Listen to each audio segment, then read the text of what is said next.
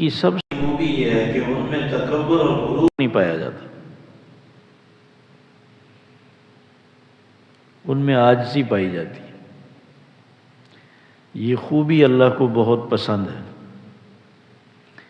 جب ان میں غرور اور تکبر نہیں تو پھر لوگوں سے خام خواہ نہیں الجھتے، بے مقصد کسی سے کوئی باس نہیں کرتے۔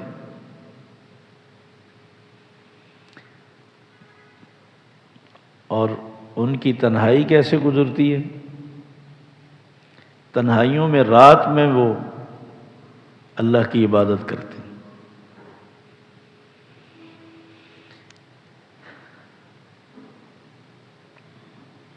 یہ وہ خوبیاں ہیں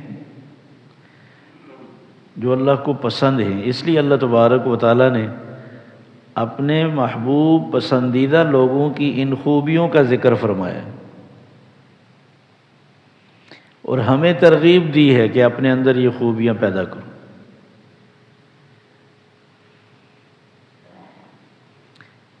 رسول اکرم صلی اللہ علیہ وسلم نے ایک موقع پر ارشاد فرمایا، خوش نصیب ہے وہ شخص جس کو اللہ تبارک و تعالیٰ لمبی عمر دیں اور وہ نیکیوں میں مصروف ہو، اور فرمایا بد نصیب ہے وہ شخص جس کو اللہ لمبی عمر دیں اور وہ گناہوں میں مبتلا ہو، اپنے رب سے دور ہو، آخرت سے غافل ہو۔ عام طور پر نیکی کا جب خیال آتا ہے، تذکرہ ہوتا ہے، تو ہم یہی سمجھتے ہیں کہ جو نمازی ہو، جو روزے رکھتا ہو۔ چونکہ دین کا مفہوم ہمارے ذہن میں بہت چھوٹا سا ہے، ہم دین کو اتنا ہی سمجھتے ہیں، جو نماز کا اہتمام کرے، جو روزوں کا اہتمام کرے، وہی نیک ہے، وہی دیندار ہے، وہی دین پر عمل کر رہا ہے۔ حالانکہ یہ تو دین کا ایک حصہ ہے۔ اخلاق، معاملات، معاشرت، عقائد، سوچ اور نظریہ، یہ اس کے علاوہ ہیں۔ رسول اکرم صلی اللہ علیہ وسلم نے جو فرمایا نا کہ جو لمبی عمر ہو اور نیک ہو، وہ نیکی اخلاق کے لحاظ سے ہو، معاملات کے لحاظ سے ہو، معاشرت کے لحاظ سے ہو، ان ساری خوبیوں کو سامنے رکھ کر آپ نے ارشاد فرمایا۔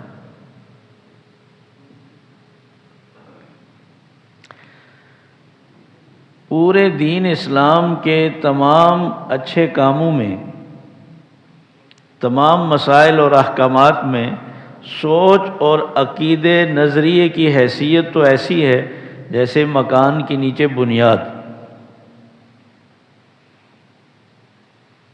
ایک آدمی مکان کا نقشہ بہت اچھا بنوائے، مٹیریل بہت اچھا استعمال کرے، خوبصورت عمارت تیار کر لے، لیکن وہ جس جگہ پہ مکان بنوایا ہے وہ جگہ اس کی نہیں ہے، وہ اس کے نام ہی نہیں۔ تو یہ خوبصورت نقشہ، یہ اعلیٰ قسم کا مٹیریل استعمال کرنا اور جو دیکھے تعریف کرے، یہ کس کام کے؟ پتہ چلا کہ نیچے کی زمین اس کے نام ہی نہیں۔ ہر ایک سمجھے گا یہ نہ سمجھ ہے، بے وقوف ہے، اتنی محنت کی اس نے، جو کام سب سے پہلے کرنے کا تھا وہ کیے ہی۔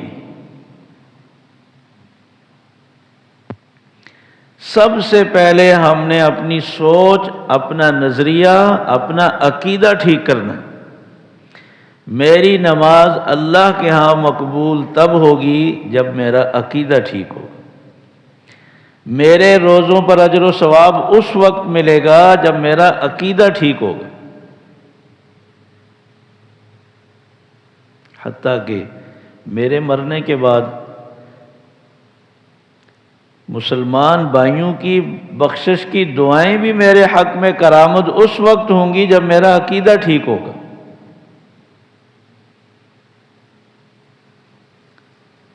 ایک صحابی نے رسول اکرم صلی اللہ علیہ وسلم سے پوچھا کہ میرے ابا نے فوت ہونے سے پہلے ہمیں وصیت کی تھی، ہم 2 بھائی تھے، ابا نے کہا کہ 100 غلام تو ہم نے آزاد کرنے میری طرف سے۔ یہ بہت بڑا کام ہے، 100 غلاموں کو خرید کر آزاد کرنا۔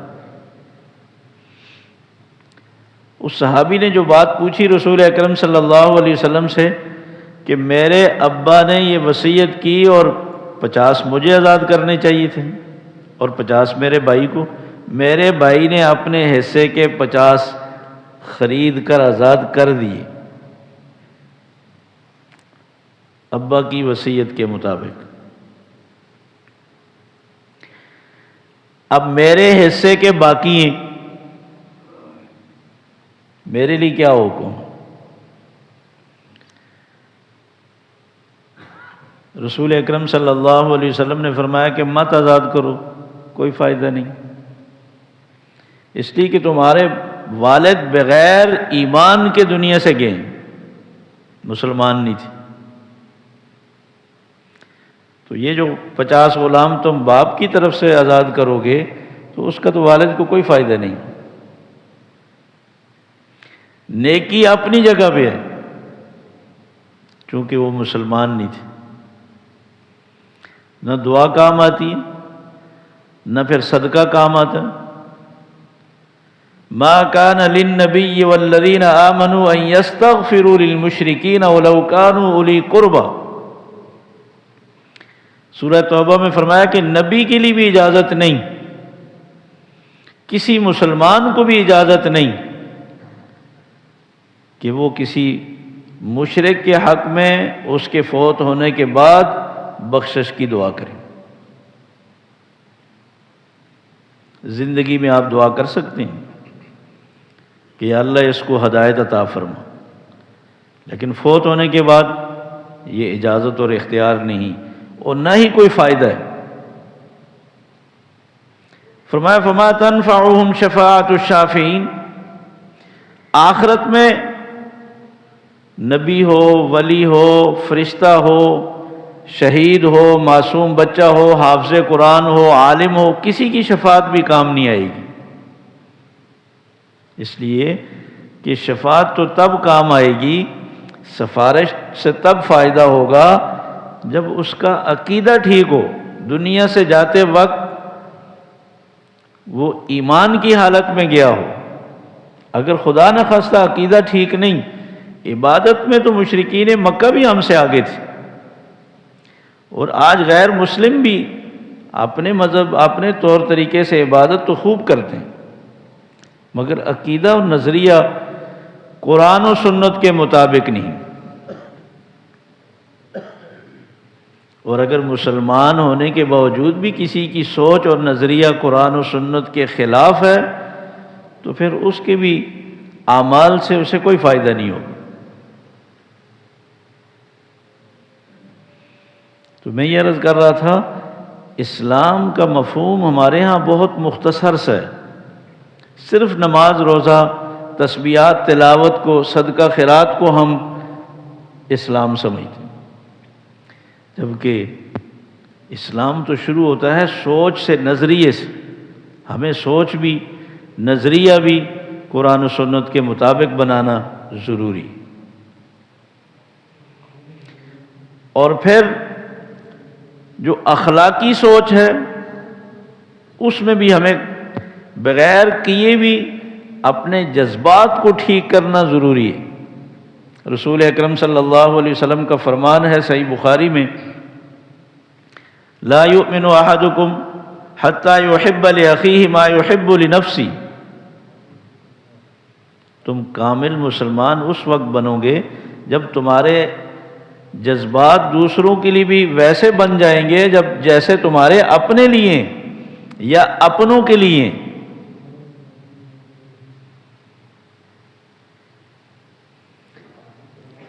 ہر ماں باپ اپنے بچوں کے لیے کیسی دعائیں مانگتے ہیں؟ بچیوں والے کتنے بچیوں کے حق میں حساس ہوتے ہیں اور ان کے لیے ہمیشہ دعا کرتے ہیں کہ یا اللہ ان کا گھر آباد رہے، یہ خوش رہیں، ان کے نصیب اچھے رہیں، اور بڑا خیال رکھا جاتا ہے۔ لیکن یہ سب جذبات اپنی بچی کے لیے، دوسرے کی بچی کے لیے یہ جذبات نہیں۔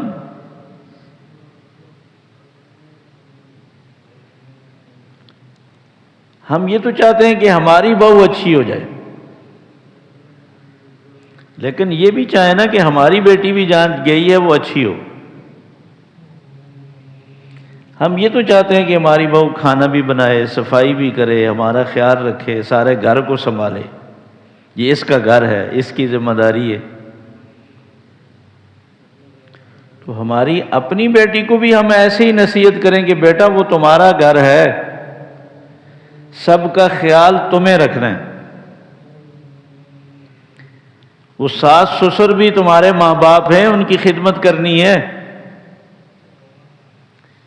اب جو جذبات ہمارے اپنے لیے، اپنے گھر کے لیے،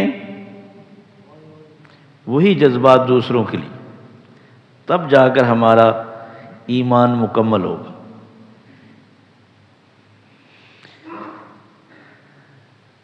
ایک حدیث میں آتا ہے رسول اکرم صلی اللہ علیہ وسلم نے ارشاد فرمایا کہ المؤمن یألف و یؤلف، مومن وہ ہے جو سب سے محبت کرتا ہے اور لوگ اس سے محبت کرتے ہیں۔ لا خیر فی من لا یؤلف یألف ولا یؤلف، اس مسلمان میں کوئی خیر نہیں جو دوسروں سے محبت نہ کرے، لوگ اس سے محبت نہ کریں، اس میں پھر کوئی خوبی نہیں۔ بعضوں کو یہ شکوہ ہوتا ہے میرے ساتھ فلاں بھی ٹھیک نہیں، فلاں بھی ٹھیک نہیں، فلاں بھی ٹھیک نہیں، فلاں بھی ٹھیک نہیں، فلاں بھی ٹھیک نہیں۔ کبھی تنہائی میں سوچا ہے کہ یہ وجہ کیا ہے؟ یہ سارے ہی میرے ساتھ ٹھیک نہیں ہیں، یہ میرے ساتھ محبت نہیں کر رہے۔ رسول اکرم صلی اللہ علیہ وسلم کا فرمان تو یہ ہے اس میں کوئی خوبی نہیں جس کے ساتھ لوگ محبت نہیں کر رہے۔ تو مجھے اصلاح کی ضرورت ہے، میں سب کی اصلاح کے لیے فکر مند ہوں کہ یہ سب مجھ سے محبت کرنے لگ جائیں۔ دیکھیں محبت تو لوگ کافروں سے بھی کرتے ہیں، محبت تو جانوروں سے بھی ہو جاتی ہے، پرندوں سے بھی محبت ہوتی ہے، بے جان چیزوں سے بھی محبت ہوتی ہے کہ نہیں ہوتی؟ کوئی چیز دل میں اتر جائے پھر اس کی قیمت لوگ نہیں دیکھتے، کہتے ہیں شوق کا کوئی مول نہیں ہے۔ ایک چیز اچھی لگ گئی، کیا وجہ ہے کہ ہم لوگوں کے دلوں میں اتر نہیں پاتے؟ اس کی وجہ ہماری اخلاقی کمزوری ہیں، ہماری خامیاں۔ اچھا میری خامیوں کو دور کون کرے گا؟ یہ کس کی ذمہ داری ہے؟ یہ تو میری ذمہ داری۔ میرے گھر کی چار دیواری میں یہ ماحول مجھے ٹھیک کرنا ہے، اور میری اپنی ذات پر تو میں اپنی اولاد کو بھی اجازت نہیں دیتا کہ وہ مداخلت کرے، تو صرف خالصتاً مجھے ہی توجہ دینی ہے۔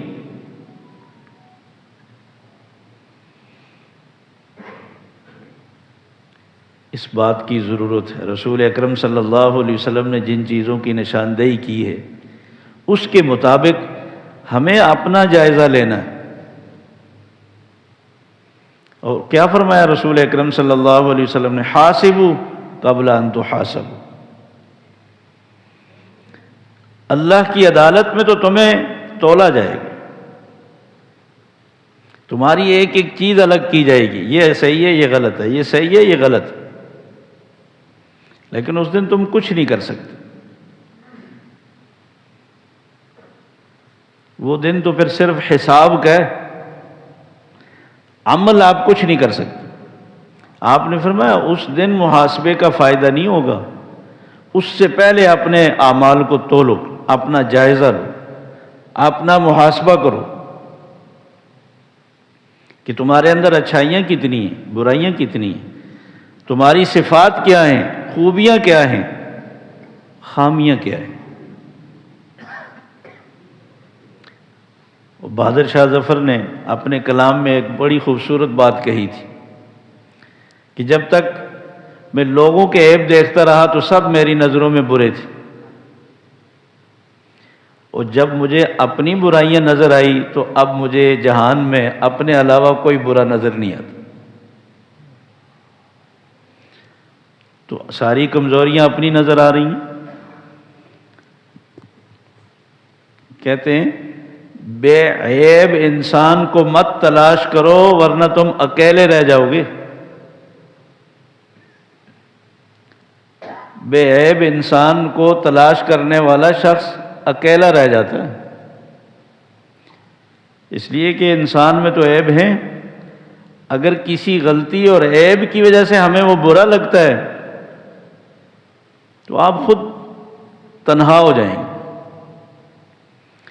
لوگوں کی خوبیاں دیکھیں، لوگوں کے اندر جو اللہ نے صفات اور اچھائیاں رکھی ہیں وہ دیکھیں، پھر آپ کو لوگوں سے محبت پیدا ہوگی۔ اگر لوگوں کے عیب ڈھونڈے لوگوں سے نفرت پیدا ہوگی، اور نقصان کس کا ہے؟ رسول اکرم صلی اللہ علیہ وسلم نے فرمایا جس شخص کو لوگوں سے محبت نہیں اس میں کوئی خوبی نہیں۔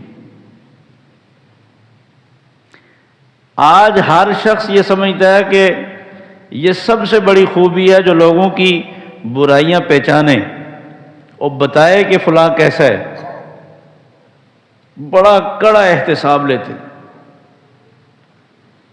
بہت سخت، دوسرے کی چھوٹی چھوٹی چیز کو تول تول کے دیکھتے ہیں، کس نیت سے کی، کس لیے کی، کیوں کی، اس کو کیوں کی، کس نے اجازت دی ہے، اور اپنے عیبوں سے بالکل آنکھیں بند کی ہوئی۔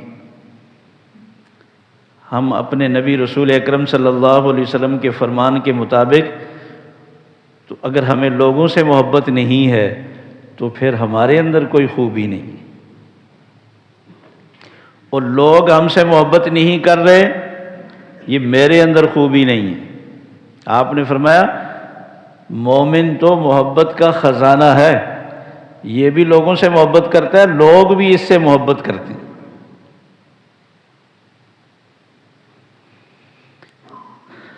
ہر مسلمان کی یہ چاہت ہے نا، چاہے وہ پہلے کسی صدی میں گزرا ہو یا آئندہ جو آئے گا، ہر ایک کی چاہت ہے کہ قیامت کے دن مجھے رسول اکرم صلی اللہ علیہ وسلم کا دیدار نصیب ہو، آپ کے دست مبارک سے شفاعت نصیب ہو، حوض کوثر کا پانی نصیب ہو، اور آپ کی شفاعت نصیب ہو۔ اللہ سب کو نصیب فرمائے۔ یہ ہر ایک کی تمنا اور آرزو، ہر ایک کی چاہت ہونی چاہیے، یہ سعادت۔ مگر کس خوش نصیب کو یہ سعادت ملے گی؟ رسول اکرم صلی اللہ علیہ وسلم نے بتایا کہ میں تمہیں بتاتا ہوں کہ قیامت کے دن سب سے قریب میرے کون ہوگا، میری مجلس میں سب سے قریب لا کر کس کو بٹھایا جائے گا۔ کتنی اہم بات بتائی رسول اکرم صلی اللہ علیہ وسلم۔ دنیا میں آپ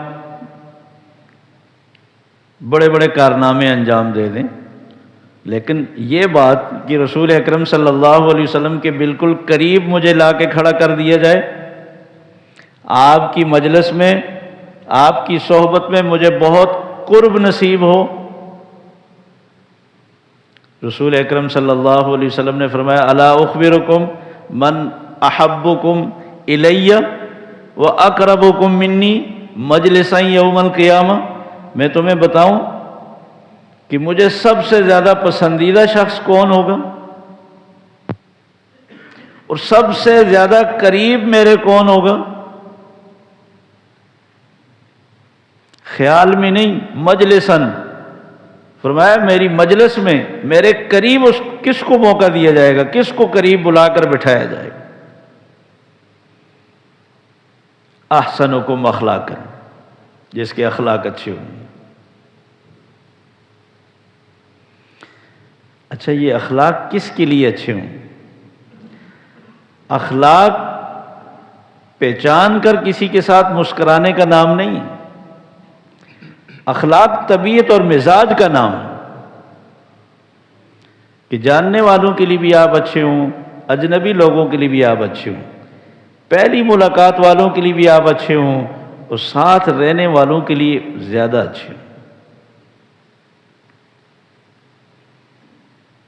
رسول اکرم صلی اللہ علیہ وسلم نے یہی تو ارشاد فرمایا واللہ لا یؤمن، واللہ لا یؤمن، اللہ کی قسم وہ انسان مومن نہیں۔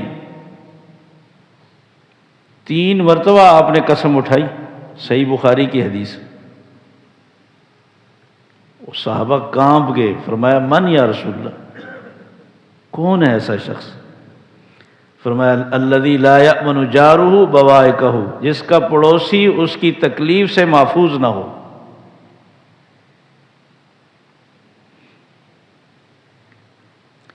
اور پڑوسی کی تعریف اللہ نے کیا کی ہے؟ وَبِذِي الْقُرْبَى وَالْجَارِ ذِي الْقُرْبَى وَالْجَارِ الْجُنُبِ وَالصَّاحِبِ بِالْجَنبِ، فرمایا جو تمہارا رشتہ دار ہے اور تمہارے پڑوس میں رہتا ہے وہ بھی پڑوسی ہے، اور جو اجنبی ہے تمہارے ساتھ کوئی رشتہ داری نہیں مگر تمہارے پڑوس میں رہتا ہے وہ بھی تمہارا حقدار پڑوسی ہے۔ اور اگر کوئی آدمی مسلمان بھی نہیں ہے، تمہارا رشتہ دار بھی نہیں ہے، لیکن تمہارے پڑوس میں رہتا ہے، وہ بھی تمہارا حقدار پڑوسی ہے۔ پڑوس کا حق تو اس کا بھی ہے۔ وَالصَّاحِبِ بِالْجَنبِ، اور جو تمہارے پہلو میں تھوڑی دیر کے لیے بیٹھا ہے، کھڑا ہے، وہ بھی تمہارا پڑوسی ہے۔ کسی کام سے لائن میں کھڑے ہوئے ہیں، یہ آگے اور پیچھے والا پڑوسی ہے۔ کسی چیز کو حاصل کرنے کے لیے جو باری ہے میرے آگے والے کی، میرے پیچھے والے، یہ میرے پڑوسی ہیں۔ یہ سفر کے دوران میرے ساتھ بیٹھ کر جو سفر کر رہا ہے یہ پڑوسی ہے۔ نماز میں میرے ساتھ جو کھڑا ہے دائیں بائیں وہ یہ میرا پڑوسی ہے۔ آپ نے فرمایا تمہاری کونیاں پڑوسی کو نقصان اور تکلیف نہ پہنچائیں، نماز میں بھی تم خیال رکھو کہ تمہارے آس پاس والے کو تکلیف نہ ہو۔ تمہاری کسی چیز کے استعمال کرنے سے، کھانے سے تمہارے ساتھ والے کو تکلیف نہیں ہونی چاہیے۔ تمہارے لباس کی وجہ سے ساتھ والے کو تکلیف نہیں ہونی چاہیے۔ اچھا، اب تو ایک اور بات بھی جو اچھائی ہو کر بھی برائی بن سکتی ہے، آپ ایسی خوشبو استعمال کریں جو تیز ہو اور ساتھ والے کو الرجی ہو جائے، یا وہ ہارٹ کا مریض ہے اور آپ خوشبو زیادہ لگا رہے ہیں، اس کی تو صرف نماز نہیں خراب ہوئی، اس کی تو جان کا مسئلہ ہے۔ ایسی چیز وہ بے شک اپنے طور پر جائز ہے، حلال ہے، اجازت ہے، اچھی ہے، مگر اگر دوسرے کو تکلیف ہو رہی ہے تو پھر وہ بھی آپ کے حق میں برائی بن جائے گی۔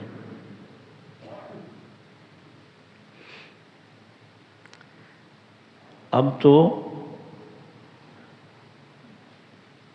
اگر ایک گھر میں میت ہوئی ہے تو میت والوں کو بھی چاہیے کہ ہمارے اوپر تو ایک صدمہ ہے، غم ہے، تکلیف ہے، یہ باقی پورے محلے کے لیے ہم کیوں تکلیف بنا رہے ہیں؟ راستے بند کر دیں گی، گاڑیاں راستے میں کھڑی کریں گی، مہمانوں کو صحیح جگہ بتائی جائے کہ آپ نے گاڑی کہاں کھڑی کرنی ہے، مہمانوں کو بٹھانے کی جگہ ایسی جگہ نہ بنائی جائے کہ آپ کے پڑوسی کو تکلیف ہو، آپ کے گلی والوں کو تکلیف ہو، محلے والوں کو تکلیف ہو۔ شادی ہے ایک نیکی ہے، اچھا عمل ہے، اسلامی حکم ہے، مگر شادی اس طرح کرنا جس سے پورا محلہ تکلیف میں مبتلا ہو جائے۔ کچھ شادیاں تو یاد رہتی ہیں۔ ابھی سردیوں میں ویسے ہی آواز اونچی ہوتی ہے، اور گانا سننے کا اتنا ذوق تو میں نے زندگی میں نہیں دیکھا کہ وہ آپ کو اچھا لگتا ہے، سارے محلے کو تو اچھا نہیں لگتا۔ اتنا اونچا گانا لگانا، اتنے زور سے ڈیک بجانا۔ آپ اکیلے برائی کر رہے ہیں تو چھپ کر کریں، آپ اپنے ساتھ پورے محلے کو برائی میں مبتلا کر کے، اس سے کوئی فائدہ ہوگا؟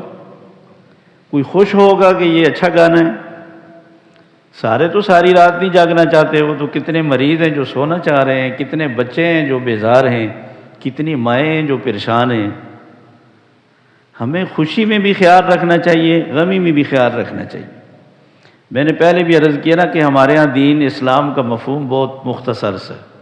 ہم اسلام سمجھتے ہیں مسجد میں داخل ہونے کے بعد مسجد سے نکلنے تک ہمارا جو ٹائم گزرا یہ اسلام۔ عموماً ہم شلوار مسجد میں داخل ہوتے ہوئے اوپر کرتے ہیں، باہر جاتے ہوئے نیچے کر دیتے ہیں۔ ٹوپی مسجد میں داخل ہوتے ہوئے پہنتے ہیں، باہر نکلتے ہوئے اتار کر سر میں رکھ لیتے ہیں، جیب میں رکھ لیتے ہیں۔ کیا ہمارے لیے بس اتنے ٹائم کے لیے یہ حکم تھا؟ یہ چیزیں ہمیشہ کے لیے۔ ہمیں صرف مسجد میں آ کر موت یاد آتی ہے، آخرت کی فکر ہمیں مسجد میں نماز کے دوران آتی ہے، باہر نہیں ہونی چاہیے۔ رسول اکرم صلی اللہ علیہ وسلم نے فرمایا اکثروا ذکر حازم اللذات، خواہشات کو ختم کرنے والی چیز کا زیادہ تذکرہ کریں، زیادہ اس کو یاد کریں تاکہ آپ کی خواہشات، لذات اور وہ کیفیات جس سے اللہ کی نافرمانی ہوتی ہے اس سے آپ نکلیں، آپ کے اندر نیکی کا جذبہ پیدا ہو، دین کی طرف بڑھیں، آخرت کی تیاری کا موقع ملے۔ فرمایا وہ موت ہے۔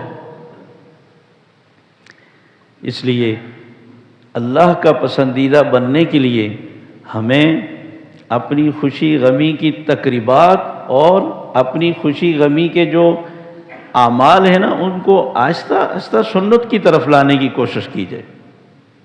جو کام رسول اکرم صلی اللہ علیہ وسلم نے کبھی نہیں کیا، جس کی تعلیم نہیں دی، صحابہ کی زندگیوں میں نہیں تھا، ہماری زندگیوں میں وہ کیسے آ گیا؟ ہم نے اپنے آپ کو بھی بچانا ہے، ان چیزوں سے نکالنا ہے، لغویات سے اپنے اہل و عیال کو بھی نکالنا ہے، یہ ہماری ذمہ داری ہے۔ دنیا تو لغویات میں اور آگے جائے گی، کیا ہم بھی ان کے ساتھ جائیں گے؟ ہمیں سنت کی طرف جانا ہے، ہمیں صحیح چیز کی طرف آنا۔ کچھ مغربی اخلاقیات ہیں، مغربی تہذیب ہے، وہ ہمارے معاشرے میں رس بس گئی، ان عادات سے بھی ہم نے اپنے آپ کو نکالنا ہے۔ ایک مومن وہ ہے، باشعور مسلمان وہ ہے جو اپنا احتساب کرے، جو اپنی زندگی کو کھنگالے، اچھائیاں پیدا کرے، برائیوں کو نکالے، اپنے سے بھی اپنی اولاد سے بھی۔ یا ایھا الذین آمنوا قوا انفسکم واہلیکم نارا، اے ایمان والو اپنے آپ کو بھی اور اپنے اہل و عیال کو بھی جہنم کی آگ سے بچاؤ۔ گھروں میں تصویریں لٹکانا، مجسمے رکھنے کا شوق رکھنا، یہ چیز بڑھتی جا رہی ہے، اور شوقیہ کتا پالنا، یہ اسلامی تہذیب کی بالکل منافی چیزیں۔ حدیث میں آتا ہے رسول اکرم صلی اللہ علیہ وسلم نے فرمایا لا تدخل الملائکۃ بیتا فیہ کلب او تصاویر، جس گھر میں کتا یا تصویر ہو اس گھر میں فرشتے داخل نہیں ہوتے۔ صحیح بخاری کی حدیث ہے، جس نے شوقیہ کتا پالا فرمایا روزانہ اس کے نامہ اعمال سے نیکیوں سے 2 قیراط نیکیاں کاٹی جائیں گی۔ اور آپ نے فرمایا تمہیں پتہ ہے قیراط کتنا ہے؟ یہ آخرت کا قرات ہے، دنیا کا قرات وزن مراد نہیں۔ فرمایا احد پہاڑ کے برابر ہے ایک قرات، اتنی نیکیاں اس کی کاٹی جائیں گی۔ ان چیزوں سے ہمیں کیا ملتا ہے؟ مغلیہ دور کے بادشاہوں کی تصویریں سجائی ہوئی ہیں، یہ جس لیڈر سے محبت ہے اس کی تصویر لٹکا رکھی ہے، یہ جس رشتہ دار اور دوست سے محبت ہے اس کی تصویر لٹکا رکھی ہے۔ ہم نے اپنے آپ کو، اپنے گھر والوں کو رحمت سے، اللہ کی طرف سے برکتوں سے محروم کر رکھا ہے۔ یہ تو نقصان دہ ہے۔ میرے اوپر رحمت کب نازل ہوگی اس کی کیا نشانی ہے کہ میں سمجھوں کہ میرے اوپر رحمت برس رہی ہے، میرے گھر میں رحمت نازل ہو رہی؟ رسول اکرم صلی اللہ علیہ وسلم نے فرمایا اپنی نمازوں میں سے ایک حصہ گھر کے لیے بھی رکھا کرو۔ ساری نماز مسجد میں نہ پڑھو، فرض مسجد میں پڑھو، سنتیں گھر میں پڑھو، تاکہ رحمت کے فرشتے رحمتیں برکتیں لے کر تمہارے گھر میں نازل ہوں، تمہارا ماحول اچھا ہوگا۔ چند علامتیں ہیں جس سے رحمت اور برکت کے نزول کا ہمیں اندازہ ہو جائے گا۔ جب ہمارے اندر رحم پیدا ہو، کسی بھوکے کا احساس ہونے لگ جائے، کسی بیمار کا احساس ہونے لگ جائے، کسی بڑے کی عزت کا احساس ہونے لگ جائے، چھوٹوں پہ شفقت اور محبت کا جذبہ پیدا ہو جائے، سمجھ لیں کہ اللہ کی طرف سے رحمت نازل ہو رہی ہے۔ اس لیے کہ رسول اکرم صلی اللہ علیہ وسلم نے فرمایا من لا یرحم لا یرحم، جس کے دل میں کسی کے لیے رحم نہیں، اللہ کے پاس بھی اس پر کوئی رحم نہیں۔ گھر میں بیمار ہیں ماں باپ، اگر مجھے ان پہ رحم نہیں آتا تو پھر اللہ کی طرف سے بھی میرے لیے کوئی رحم نہیں۔ رشتہ دار میرا علاج کے لیے پریشان ہے، موت اور زندگی کی کشمکش میں میں عیاشیوں پہ عیاشیاں کر رہا ہوں، فضول پیسہ خرچ کر رہا ہوں، میرے اندر اگر اس پہ ترس اور رحم نہیں ہے تو پھر اللہ کی طرف سے میرے لیے بھی کوئی رحم نہیں۔ ارحموا من فی الارض یرحمکم من فی السماء، فرمایا یہ اللہ کی مخلوق پہ رحم کرو، اللہ تمہارے اوپر رحم کرے، یہ نشانی ہے۔ اور دوسرا، جب اپنی غلطیاں نظر آنے لگ جائیں، یہ سمجھ لو کہ اللہ کی طرف سے رحمت کا آغاز ہوگی۔ مجھے اگر اپنی غلطیاں نظر آئیں گی تو میں اس کی اصلاح کروں گا، میں دوسروں کو پھر اچھا سمجھوں گا، میرے اندر غرور اور تکبر ختم ہو جائے گا۔ اپنی غلطیاں ڈھونڈی جائیں کہ میرے اندر کیا قصور ہے۔ عجیب بات ہے، آپ کسی سے پوچھیں فلاں کیسا ہے، ایسا بتائے گا، ایسا اس کا ایکسرا کرے گا، حیران رہ جائے گا۔ لیکن پوچھیں آپ میں کیا کیا خامی ہیں، کوئی نظر نہیں آئے گی۔ اسی کے متعلق اوروں سے پوچھیں وہ کیسا بتائیں گے۔ تو اس لیے سمجھدار وہ ہے جو اپنی خامیاں ڈھونڈے، جس کو اپنی خامیاں نظر آنے لگ جائیں بس اس پہ اللہ کی رحمت نازل ہو رہی ہے، وہ کامیاب ہے۔ تیسری علامت فرمایا جس کو دین کی سمجھ آنی شروع ہو جائے، جس کو دین کی سمجھ آنی شروع ہو جائے، دین کی طرف بڑھنے لگ جائے، سمجھ لو کہ اللہ کی رحمت نازل ہونا شروع ہوگی۔ صحیح بخاری کی حدیث ہے مَن یُرِدِ اللَّهُ بِهِ خَیْرًا یُفَقِّهُ فِی الدِّین، جس کے ساتھ اللہ خیر اور رحمت کا ارادہ کرتے ہیں اللہ اس کو دین کی سمجھ عطا فرماتے ہیں۔ دین کی معلومات تو سب کے پاس ہے، عمل کی بات کر رہا ہوں۔ دین کی سمجھ اس کو ہے جو اس نے عمل شروع کر دیا، جھوٹ چھوڑ دیا، غیبت چھوڑ دی، دوسروں کو تکلیف دینا چھوڑ دی، دوسروں کا مال کھانا چھوڑ دیا، دوسروں کو ستانا چھوڑ دیا، دوسروں کا خیال رکھنا شروع کر دیا، دوسروں سے محبت کرنا شروع کر دی۔ یہ ہے دین کی سمجھ۔ جس کے اندر یہ چیز شروع ہو جائے بس اللہ کی طرف سے اس پر رحمت کا اور خیر کا فیصلہ ہو چکا ہے، وہ اس میں آگے بڑھنے کی کوشش کرے۔ اللہ ہمیں عمل کی توفیق نصیب فرمائے۔